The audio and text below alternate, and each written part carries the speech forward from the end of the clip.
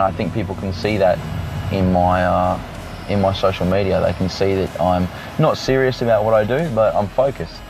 I have a lot of fun doing what I do. And you can't, in this life, I don't think you can expect anyone to do anything for you. So do it for yourself. That's it. That's how FIFA Street came about. It's how nearly all my opportunities come about.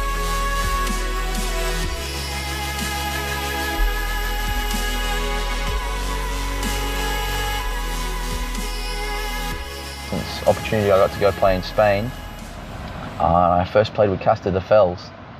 So this is a small town in Barcelona. It's a coastal town.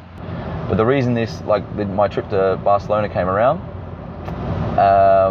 through a kid I was coaching, a young player I was coaching here in Western Australia.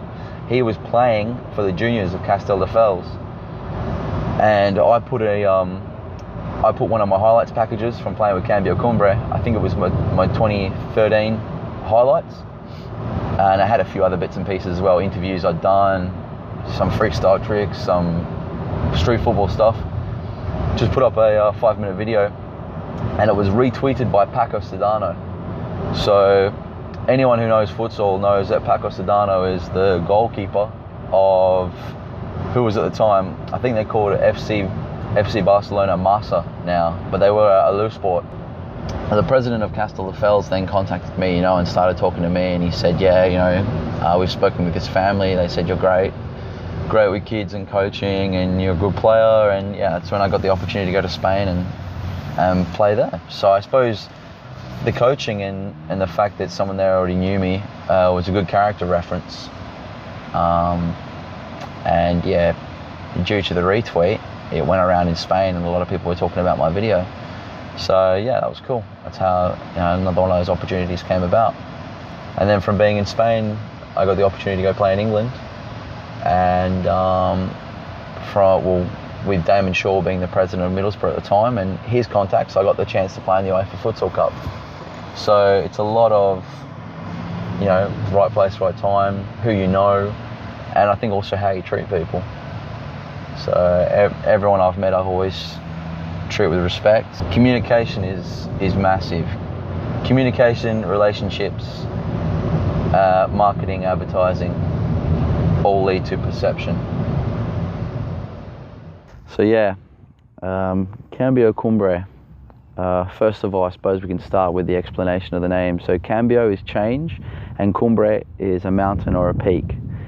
So the peak of change, the turning point, it's got its translations from Spanish, and in my opinion, and I say in my humble opinion as well, it was the club, and obviously I'm biased because I love Cambio Cumbre, but it is the club that changed that became the turning point for futsal in Western Australia.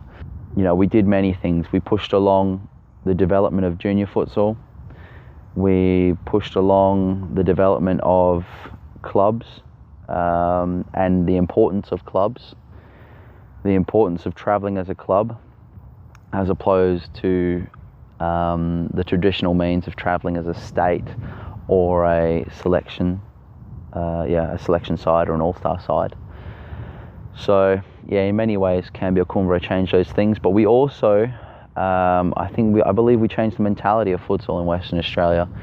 We were the first club to start training properly, twice a week, some of us 3 and 4 times a week. There was times where I would meet with team members, Nesta, Gerardo Soto, Faris, Mason Vojdani when he was with us, Samim. We'd meet maybe 4 or 5 times a week. And we do sessions at Kings Park, we do sessions at Jacob's Ladder, sessions at the futsal centre. At the time it was just a concrete pad. Sessions at Scotch College, sessions at Melville, sessions sometimes even just in someone's living room and looking at videos, looking at tapes, not only of our games but also of other teams, and studying and so forth. Teamwork, I suppose. Teamwork, and when you can get a group of players to unify for one goal, for one end goal and one goal in mind, and what power you have when you do that, when you can have 7 to 8 guys that all have one common interest, one common motivation, and just how powerful you can be. So that's just my opinion. So it's just something that I feel Cambio Cumbre brought to the sport. But it's those things that made Cumbre different. It's what set us apart. And we've always said, like, yes, we enjoy winning, but winning wasn't our main thing. It's development. How it came about, Cambio Cumbre. So I was at the time playing with Muitakama, Fremantle Muitakama, and we had a lot of good players in Western Australia. We're playing under Rafa Capasso. So a lot of people know Rafa, and he's now involved with Murdoch, and he's done some great things there, great things with the juniors. So yeah, we had a lot of players at Muitakama. I wanted to play more, and I left, and I played with Scarborough Samba boys, who have then became Brasa Jinga, and then later now they're Sterling Brasa. But I played with them for a month, and I had a good time. I really started to enjoy my futsal again. And then I met up with Nesta in the library at Notre Dame one day, Notre Dame University. It was in between one of our classes. We got a coffee, he sat down and he said, look, I want to make a club. And I said, all right, cool, so make a team. And he said, no, not a team. He goes, I want to make a club. And he goes, I want to play in red, white or black. I've got to think of a name for this team. He goes, but there's a lot of things I want to do, and I want certain players to play in this team. And once we've got this nucleus of players, we're going to build it from there. This was at the end of 2012. That's how Cumbre started. We started with myself, G, Victor Garzon, Imre Toth, John Bucolo, Nesta and Aleo. That was our team. But yeah, that was our team we started with. And then Faris and Yazid joined a bit later. They joined during that season, I think. Might have been during that season or during our second season. And then, then after that season came other people.